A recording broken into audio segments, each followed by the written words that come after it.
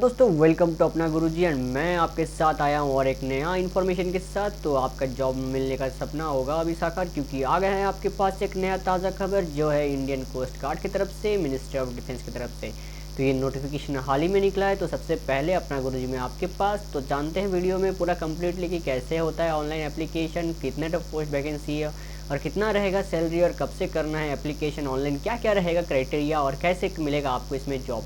तो अभी आप अगर मिनिस्ट्री ऑफ डिफेंस के अंडर कोस्ट गार्ड में, इंडियन कोस्ट गार्ड में जॉब करना चाहते हैं तो उसके लिए बहुत सारे वेरियस पोस्ट का एप्लीकेशन निकला है। तो उसके रिगार्डिंग जो सारे डिटेल्स से मैं इस वीडियो में बताने वाला हूं, तो वीडियोस को स्किप ना करें, कंप्लीटली आखिरी तक देखें, क्योंकि अगर वीडियो बीच में से आप स्किप कर देंगे तो आपका जो नोटिफिकेशन है, इन्फॉर्मेशन वो मिस हो जाएगा। तो जो लोग भी वीडियो देख रहे हैं वो कम्प्लीटली देखें वीडियो, या नहीं तो वीडियो को मत ही देखिए, क्योंकि आप अगर कम्प्लीटली नहीं देखेंगे तो आपको इन्फॉर्मेशन कम्प्लीट नहीं मिल पाएगा।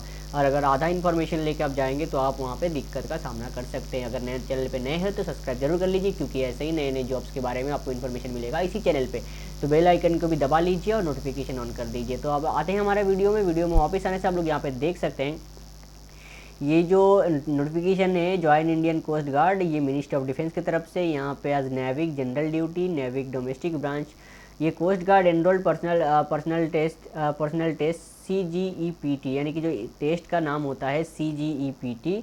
और यहाँ पे ये बैच 2025 का है और एप्लीकेशन जो है ऑनलाइन स्टार्ट होगा फरवरी 11 2025 से 25 फरवरी तक आपका ये ऑनलाइन चलेगा। तो अभी तक हमारे पास बहुत टाइम है, क्योंकि एप्लीकेशन जो है 11 फरवरी को स्टार्ट होगा। तो उससे पहले क्या क्या चीज़ें आपको रिक्वायरमेंट है उसके ऊपर ध्यान देना पड़ेगा, क्योंकि जो यहाँ पे मिनिस्ट्री ऑफ डिफेंस के अंदर अगर जॉब करना है तो बहुत सारे डॉक्यूमेंटेशन आपका क्लियर होना चाहिए। तो वो आपको एग्ज़ाम एंट्रेंस देने से पहले, एग्ज़ाम देने से पहले, अप्लाई करने से पहले सारा चीज़ आपका रेडी होना चाहिए। तो आप एक बार देख लीजिए कि क्या क्या चीज़ें का ज़रूरत है और क्या क्या चीज़ें एग्ज़ाम में आएंगे और क्या क्या क्वालिफिकेशन के साथ साथ फिजिकल क्या क्या रहना चाहिए। तो उस सारा चीज़ों को यहाँ पे गौर करेंगे। तो सबसे पहले हमारा एलिजिबिलिटी कंडीशन क्या है यहाँ पे देख लेते हैं। तो online application are invited from male Indians, तो ओनली मेल के लिए है ये चीज़ें। Post of Navik general duty and Navik domestic branch, इन दोनों ब्रांच में general duty and domestic branch दोनों चीज़ों में आपका वैकेंसी है पोस्ट ऑफ नेविक के लिए। और यहाँ पे Indian coast guard on arm force of the union, तो यहाँ पे मिनिस्ट्री ऑफ डिफेंस के अंडर में आ जाएगा। तो आप लोग देख सकते हैं बहुत ही सुनहरा मौका है आपका मिनिस्ट्री ऑफ डिफेंस के अंदर जॉब करने का, बहुत गर्व का बात रहेगा। तो यहाँ पे जो एजुकेशन क्वालिफिकेशन है जनरल ड्यूटी के लिए बस 12th पास होना चाहिए। Math, physics and an education board recognised council board of school education, तो आपका 12th पास होना चाहिए और 12th में आपका मैथ एंड फिजिक्स होना चाहिए। यानी कि अगर साइंस लेके पढ़े हैं तो उसमें मैथ एंड फिजिक्स रहता है, तो वो वाला चीज़ आपका होना चाहिए। एंड नेविक जो डोमेस्टिक ब्रांच है, डोमेस्टिक ब्रांच में आपका 10th पास होना चाहिए। यहाँ पे आप 10th पास अगर हो रहे हैं बोर्ड से तो आप लोग अप्लाई कर सकते हैं। 12th पास एंड 10th पास के लिए है, तो बहुत ही सुनहरा मौका है, क्योंकि इसका ग्रेजुएशन वगैरह कुछ भी नहीं चाहिए होता है। एंड नेप क्या है यहाँ पे देख लीजिए। सबसे इंपॉर्टेंट चीज़, candidates are not are to fill marks of all subjects as mentioned in the mark sheet while filling the online application. Incorrect or incomplete filling of marks in online application will lead to cancellation creditor. तो आपका जो marks है उसको अच्छे से mention करना है application में। अगर इनकरेक्ट फिलिंग करेंगे तो आपका कैंसिल हो जाएगा। और एज जो है आपका मिनिमम 18 ईयर्स होना चाहिए, मैक्सिमम 22 ईयर्स होना चाहिए। तो आपका एज जो है 18 से 22 के अंदर होना चाहिए, उससे ज़्यादा नहीं, उससे कम नहीं। तो उससे ज़्यादा होगा तो भी नहीं हो सकता, उससे कम होगा तो भी नहीं हो सकता। तो आपका candidate should be born between 1 सितंबर 2003 से 31 अगस्त 2007 के बीच में अगर आप पैदा हुए हैं, आपका डेट ऑफ बर्थ इसके बीच में है, तो आप इसको इजीली अप्लाई कर सकते हैं, कोई दिक्कत नहीं आएगा। एंड जो यहाँ पे एज रिलैक्सेशन है, यहाँ पे 5 years of age relaxation, upper age relaxation for ST and SC है, and 3 years for OBC। And बस इतना ही है आपका। तो अगर आपका ST एंड ST कैटेगरी का है तो आपका अगर 27 ईयर्स भी हो रहा है तो आप इसको अप्लाई कर सकते हैं। अगर OBC कैटेगरी का है तो मैक्सिमम आपका 25 ईयर्स तक का एज लिमिट रह सकता है इसमें, लेकिन बाकी चीज़ों के लिए नहीं है। नॉट जो जनरल है उनके लिए 18 से 22 ही रहेगा। तो यहाँ पे देखते हैं कितना यहाँ पे वैकेंसी है। तो यहाँ पे जो नेविक GD यानी कि यहाँ पे देख सकते हैं आप, GD यानी कि जनरल ड्यूटी में जो है यहाँ पे जो आपका वैकेंसी है, तो कैटेगरी वाइज वैकेंसी यहाँ पे देख सकते हैं। नॉर्थ जोन में आपका अनरिजर्व 25 है, EWS का आपका 06, OBC के लिए 17, ST के लिए 7 और SC के लिए 10, टोटल हो गया 65। उसी तरह वेस्ट में आपका वेस्ट जोन में आपका है अनरिजर्व 20, EWS 5, OBC 14, ST 6 और SC का 8, तो टोटल हो जाता है 53। उसी तरह वेस्ट जोन में आपका है अनरिजर्व 20, EWS आपका 5 और यहाँ पे 14, देन आपका हो जाता है यहाँ पे 8, तो ये हो जाता है 53। ईस्ट में आपका 15, 4, 10, 4, 5, तो टोटल 38। साउथ जोन में आपका 21 है, 5 है, 14 है, 6 है, 8 है, 54 टोटल।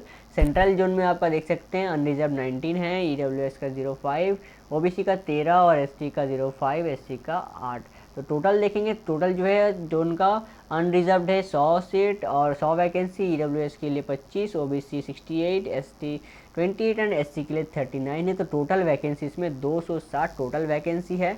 और यहाँ पे फिर से इंडियन जो नेवी का DV यानी कि यहाँ पे आप देख सकते हैं DV यानी कि डोमेस्टिक ब्रांच जो है, डोमेस्टिक ब्रांच में आपका उसी तरह सेम जोन वाइज यहाँ पे डिस्ट्रीब्यूशन देख सकते हैं। तो डोमेस्टिक ब्रांच का आप देख सकते हैं यहाँ पे जो टोटल है, यहाँ पे अनरिजर्व का 16 है, EWS का 4, OBC का 9, ST का 3 और SC का 8। तो टोटल हो जाता है यहाँ पे 40। तो यहाँ पे डिटेल में आप देख सकते हैं नॉर्थ जोन में क्या क्या आता है। नॉर्थ जोन में आता है हमारा Jammu and Kashmir, Ladakh, Delhi, Haryana, Punjab, Uttar Pradesh, Himachal Pradesh and Uttarakhand and Chandigarh. And west region में आपका आ जाता है, वेस्ट जोन में आपका आ जाता है गुजरात, राजस्थान, महाराष्ट्र, गोवा, दादर एंड नगर हवेली, दामन एंड दीव। ईस्ट जोन में आपका जाता है वेस्ट बंगाल, आसाम, त्रिपुरा, मेघालय, मणिपुर, नागालैंड, अरुणाचल प्रदेश एंड मिजोरम, सिक्किम एंड ओडिशा। तो हमारा ईस्ट जोन में आ जाता है यहाँ पे। साउथ जोन में आपका जाता है Andhra Pradesh, Telangana, Andaman and Nicobar island, Tamil Nadu, Puducherry, Kerala, Karnataka, Lakshadweep. And central zone में आपका जाता है Madhya Pradesh, Jharkhand, Chhattisgarh and Bihar. This vacancies are tentative and may change. तो यहाँ पे जितने वैकेंसीज आपको दिया गया है ये टेंटेटिव है, इसमें चेंजेस भी इनकेस हो सकता है, लेकिन मेजरली उतना चेंजेस नहीं होता। तो सिलेक्शन प्रोसेस जो रहेगा, सिलेक्शन प्रोसेस आपका स्टेज 1, 2, 3, 4 4 स्टेज में आपका सिलेक्शन प्रोसेस रहेगा। एंड सिलेक्शन प्रोसेस में आपका पहले आपका लाइव इमेज कैप्चर कर किया जाएगा ड्यूरिंग रजिस्ट्रेशन, फिर बायोमेट्रिक लिया जाएगा एंड सिग्नेचर अपलोड करना पड़ेगा एंड आइडेंटिफिकेशन मार्क, ये सारा चीज़ आपका रजिस्ट्रेशन के टाइम में अपलोड किया जाएगा। तो स्टेज 1 में आपका हो जाएगा कंप्यूटर बेस्ड ऑनलाइन एग्जामिनेशन। तो सबसे पहले आपका कंप्यूटर बेस्ड ऑनलाइन एग्जाम होगा जिसको हम बोलते हैं CGEPT बोलते हैं। एंड स्टेज में आपको सारा चीज़ें डिटेल्स भरने के बाद आप उसमें जब रजिस्ट्रेशन करेंगे तो पहले आपका ये एडमिट कार्ड आएगा, उसके बाद आप दे सकते हैं कंप्यूटर बेस्ड ऑनलाइन एग्जामिनेशन जो को CGEPT के नाम से जाना जाता है। वो देने के बाद आपका नेक्स्ट हो जाएगा बायोमेट्रिक रिकॉर्डिंग हो जाएगा, यहाँ पे रिटन टेस्ट होगा, फिर उसके बाद रिटन टेस्ट होगा थर्ड स्टेज में। रिटन टेस्ट में आपका यहाँ पे पासिंग मार्क रहेगा 30 for unreserved and OBC and 27 for ST SC। And Navik GD के लिए आपका यहाँ पे पासिंग मार्क रहेगा 30 + 20 50 एंड 27 + 17 44। तो सेक्शन 1 एंड 2 के लिए यहाँ पे। तो यहाँ पे अगर डिटेल में देखेंगे नेम ऑफ एग्जामिनेशन, सेक्शन 1 में जो आपका एग्जामिनेशन होगा वहाँ पे डिटेल एग्जामिनेशन में देखते हैं मैक्सिमम मार्क्स रहेगा 60, टाइम रहेगा 45 minute, total number of questions रहेंगे 60। तो क्वेश्चंस कहाँ से आएंगे, क्वेश्चंस आ जाएंगे आपका मैथ्स का 20, साइंस का 10, इंग्लिश का 15, रीजनिंग का 10 एंड GK का 5 मार्क्स का क्वेश्चन हो जाएगा। सिलेबस रहेगा आपका 10th का। उसी तरह सेक्शन 2 में अगर देखेंगे तो मैक्सिमम मार्क्स रहेगा आपका 50, टाइम रहेगा 30 minutes, total number of questions रहेंगे 50। इसमें बस आएगा मैथ एंड फिजिक्स का क्वेश्चन 25-25 का। तो यहाँ पे पासिंग मार्क आपको 20 रखना है और ST SC कैटेगरी है तो 17 रखने से भी पास हो जाएंगे। और इसका जो सिलेबस है class 12 math and physics syllabus से आपका क्वेश्चन आ जाएंगे। नॉर्मलाइजेशन का प्रोसेस भी ऐसा सेम रहेगा, कंप्यूटर बेस्ड टेस्ट है तो यहाँ पे नॉर्मलाइजेशन का रहेगा। उसके बाद आपका स्टेज 2 जो है, स्टेज 2 में आपका हो जाएगा असेसमेंट टेस्ट, उसके बाद आपका physical fitness test. Assessment test में आपको असेसमेंट दिया जाएगा, this test qualifying marks obtained will not be included in final merit list, however those who are qualified the test will be proceed for next। तो assessment test के बाद ही आपका next stage में आप सिलेक्शन किया जाएगा। उसके बाद आपका हो जाएगा फिजिकल फिटनेस टेस्ट। तो फिजिकल टेस्ट में आपको 1.6 किलोमीटर भागना है 7 मिनट के अंदर और उस तरह 20 स्क्वाट अप्स निकालना है, यानी कि उठक बैठक 20 उठक बैठक लगाना है और 10 पुशअप्स लगाना है। इसमें आपका फिजिकल टेस्ट कंप्लीट हो जाएगा। उसके बाद आपका डॉक्यूमेंट वेरिफिकेशन रहेगा, फिर आपका मेडिकल रिक्वायरमेंट मेडिकल एग्जामिनेशन रहेगा। आपका जो मेडिकल ऑफिसर है वो कुछ असिस्ट करेंगे आपको, वो मेडिकल टेस्ट करेंगे। मेडिकल टेस्ट करने के बाद आपका हो जाएगा फाइनल मेरिट लिस्ट स्टेज 3 का हो जाएगा। यहाँ पे जो सेक्शन 1 में मार्क रखेंगे तो वहाँ से सिलेक्शन होने के बाद आप स्टेज 3 में आएंगे। स्टेज 3 में आपका सिंपली आइडेंटिटी चेक होगा, मतलब आपका जो डॉक्यूमेंट्स है उसको थोड़ा चेक किया जाएगा। As an other based verification followed by biometric verification will be carried out on the date and time of reporting at INS Chilika. INS Chilika में आपका आइडेंटिटी चेक होगा एंड उसके बाद डॉक्यूमेंट वेरिफिकेशन होगा। डॉक्यूमेंट वेरिफिकेशन से पहले आप अगर पास हुए हैं एग्जाम में उसके बाद आपका डॉक्यूमेंट वेरिफिकेशन होगा। डॉक्यूमेंट वेरिफिकेशन होने के बाद तो ये सारा चीज़ आपका the date of issue all documents has to be or before closing date of application. तो जितने भी सारे डॉक्यूमेंट्स हैं वो आपका 31 दिसंबर 25 से पहले का होना चाहिए, ये सारे डॉक्यूमेंट्स आपका रेडी होना चाहिए। तो अप्लाई करने से पहले डॉक्यूमेंट्स सारा आपका रेडी होना चाहिए। उसके बाद आपका प्री एनरोलमेंट मेडिकल INS चिली का होगा, फिर सबमिशन ऑफ ओरिजिनल डॉक्यूमेंट्स, फिर आपका सारा जो ओरिजिनल डॉक्यूमेंट्स है, police verification and other associate forms है, उसको आपको सबमिट करना पड़ेगा। फिर स्टेज 4 है। स्टेज 4 में आपको candidate period to undergoing training से पहले आपको INS चिलिका में सबमिट करना पड़ेगा ओरिजिनल डॉक्यूमेंट्स, उसके बाद आपका कंप्लीट हो जाएगा। देन आपको इसको अप्लाई कैसे करना है? अप्लाई जो है आपका ऑनलाइन फॉर्म निकल जाएगा 11 फरवरी 2025 से। इसका टाइमलाइन रहेगा 25 फरवरी 2025 तक रहेगा, तो इतना टाइम के अंदर इसको अप्लाई कर सकते हैं। इससे लेट हो जाएगा तो अप्लाई करने में आप सफल नहीं होंगे। तो इसके ये टाइम ड्यूरेशन 11 फरवरी का है। तो अगर चैनल को आप लोग सब्सक्राइब करनी है तो मैं उसके लिए आपको अपडेट कर दूँगा, कोई टेंशन नहीं है उसके लिए। जब भी आ जाएगा तुरंत मैं आपको अप्लाई करने का डिटेल्स दे दूँगा, कैसे अप्लाई करना है स्टेप बाय स्टेप भी मैं आपको बता दूँगा। तो उसके लिए आप अलर्ट है रहिए। अगर आपका प्लानिंग है इस पर करने का तो अभी से आप रेडी हो जाइए। कैंडिडेट मस्ट भी passports visa on post wiser इधर एनवीटा GD और एनवीटा इन वन रिक्वायरमेंट साइकिल। तो आप दोनों में अप्लाई नहीं कर सकते, किसी एक में अप्लाई करेंगे, GD में या DB में, किसी में एक में अप्लाई करेंगे। एंड आपको डॉक्यूमेंट्स हर स्टेज में अपलोड करना पड़ेगा। तो डॉक्यूमेंट्स का यहाँ पे बहुत ही सेंसिटिव रहता है, मतलब डॉक्यूमेंट्स को अच्छी तरह से आपको रखना है एंड अपलोड करना है। एंड उसमें कोई अगर दिक्कत हो जाता है या गलतियाँ या फॉल्स इन्फॉर्मेशन देते तो आपका कैंसिल हो जाएगा। तो यहाँ पे डॉक्यूमेंट्स क्या कह रहे हैं? आपका सिग्नेचर चाहिए, आपका डेट ऑफ बर्थ प्रूफ चाहिए, 10th का मार्कशीट चाहिए होगा।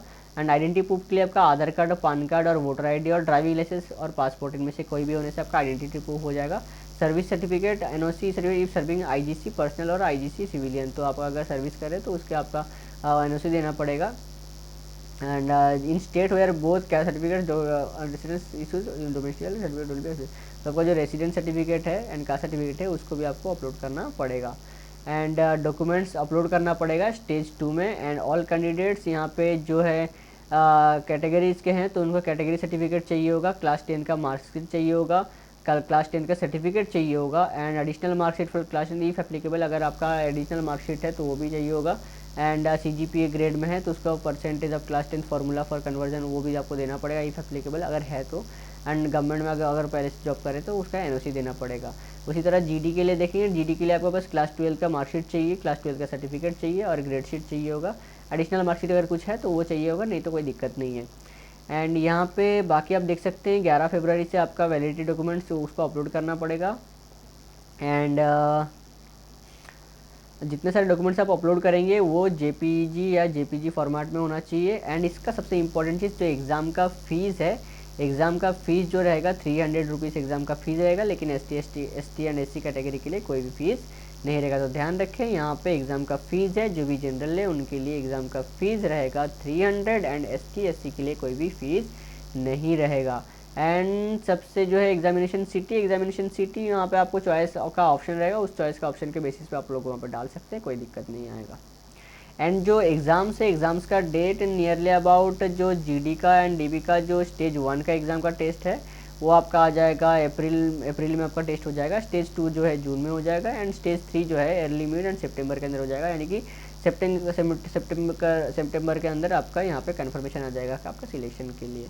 फिर आपका रिजल्ट डिक्लेरेशन होगा, result declaration list of documents आपको दिया जाएगा, अपलोड करना है, अपलोड करने के बाद आपका यहाँ पे सिलेक्शन प्रोसेस जो है कंप्लीट हो जाएगा। तो यहाँ पे देख सकते हैं ऐसा दिया हुआ है। एंड सबसे इंपॉर्टेंट चीज़ मेडिकल स्टैंडर्ड क्या होना चाहिए? आपका हाइट जो है मिनिमम हाइट आपका 157 सेंटीमीटर होना चाहिए। जो भी लोग यूज़ कर रहे हैं तो यहाँ पे आपका जो हाइट है 157 सेंटीमीटर आपका हाइट मिनिमम होना चाहिए। एंड चेस्ट जो है आपका it should be well proportional, minimum expansion 5 centimetre, आपका जो एक्सपेंशन है 5 सेंटीमीटर मिनिमम एक्सपेंशन होना चाहिए। एंड वेट जो है proportional to height and age, आपका हाइट एंड वेट से प्रोपोर्शनल होना चाहिए, प्लस और माइनस 10% एक्सेप्टेबल। अगर वेट एंड हाइट का जो एज एंड हाइट का जो आपका वेट रेशियो है तो वो आपका मिक्स होना चाहिए, +10 माइनस आपको वहाँ पे एक्सेप्ट कर लेंगे, कोई दिक्कत नहीं। हेयरिंग जो है नॉर्मल होना चाहिए, आपको क्लियरली सुनाई देना चाहिए, नॉर्मल होना चाहिए।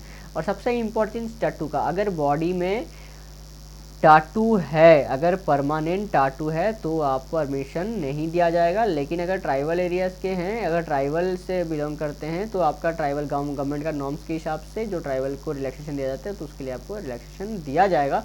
लेकिन परमानेंट टाटू अगर आप नॉर्मल है, अगर परमानेंट टाटू है तो आपको यहाँ पे एडमिट नहीं किया जाएगा। तो ये एक चीज़ ध्यान रखिए। तो अगर टाटू बना हुआ है बॉडी पे स्टाइल के चक्कर में तो आपको यहाँ पे दिक्कत आएगा, आप इसके लिए अप्लाई नहीं कर सकते।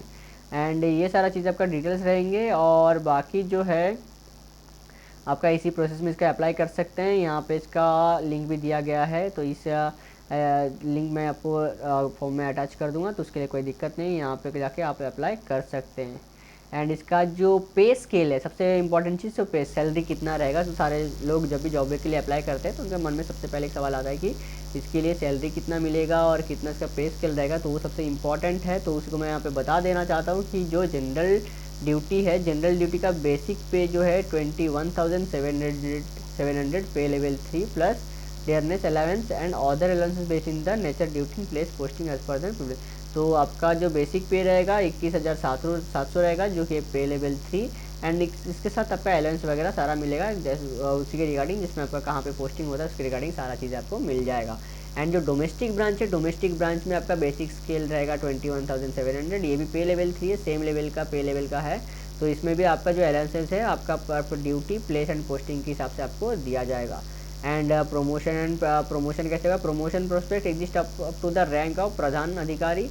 तो आपका प्रधान अधिकारी तक आपका पोस्टिंग मतलब प्रमोशन हो सकता है। तो पे स्केल ऑफ RS 47,600 पे लेवल 8 तक आपका प्रमोशन हो जाएगा। और उससे अलग अलग बेनिफिट क्या रहेगा, एंड अलग बेनिफिट अगर देख सकते हैं तो इस जॉब का अलग से बेनिफिट क्या है, free ration and clothing as per the existing rule. आपको राशन एंड का जो कपड़े हैं वो फ्री में मिलेगा। मेडिकल ट्रीटमेंट आपका आप खुद के लिए एंड फैमिली के लिए इंक्लूडिंग डिपेंडेंट पेरेंट्स, तो इसके लिए सारे मेडिकल फैसिलिटीज़ आपको फ्री में, ट्रीटमेंट आपको फ्री में मिल जाएगा। गवर्नमेंट एकोमोडेशन आपका सेल्फ, आपका खुद का एंड फैमिली का गवर्नमेंट का जो एकोमोडेशन है वो गवर्नमेंट दे देगा।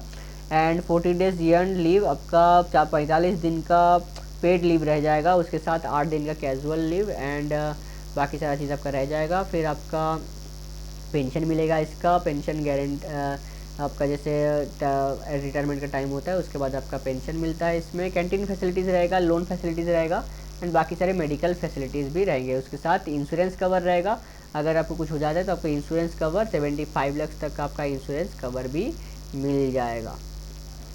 तो जितने भी सारे पे परसेंट प्रमोशन इंश्योरेंस है ये सारे गवर्नमेंट का ऑर्डर्स के हिसाब से आपको सारा चीज़ मिल जाएगा। तो यही था मतलब पूरा चीज़ें। आप यहाँ पे देख सकते हैं the terms and condition given the advertisement guidelines only and orders issued by the government as attempt for time to time will be apply during the requirement process. तो ये चीज़ें टाइम टू टाइम गवर्नमेंट के हिसाब से change कर सकते हैं। तो these are the all details about that Navik general duty and Navik domestic branch. तो अगर आप लोग इसका लिए अभी से मतलब प्रिपरेशन कर रहे थे या नेवी में जाने का आपका या पोस्ट या आपका कोस्ट गार्ड में आपका जॉब करने का ड्रीम है, तो आप इसके लिए जल्दी जल्दी से रेडी हो जाइए, क्योंकि 11 तारीख से इसका स्टार्ट हो जाएगा। और जैसे ही आपका फरवरी 11 से स्टार्ट हो जाता है तुरंत से इसको अप्लाई करके अपना सपना पूरा कर दिए। आज के लिए इतना ही, फिर मिलते हैं और एक इन्फॉर्मेशन वीडियो के साथ। तब तक के लिए बने रहिए अपना गुरुजी। अगर चैनल में नहीं तो सब्सक्राइब प्लीज़ कर दीजिए, क्योंकि आपके लिए इतना इन्फॉर्मेशन वीडियो लेके आ रहा हूँ। तो एक सब्सक्राइब कर दीजिए प्लीज़ यार, थोड़ा भला हो जाएगा, चैनल का थोड़ा ग्रो हो जाएगा। थैंक यू वेरी मच, फिर मिलते हैं अगले वीडियो पे।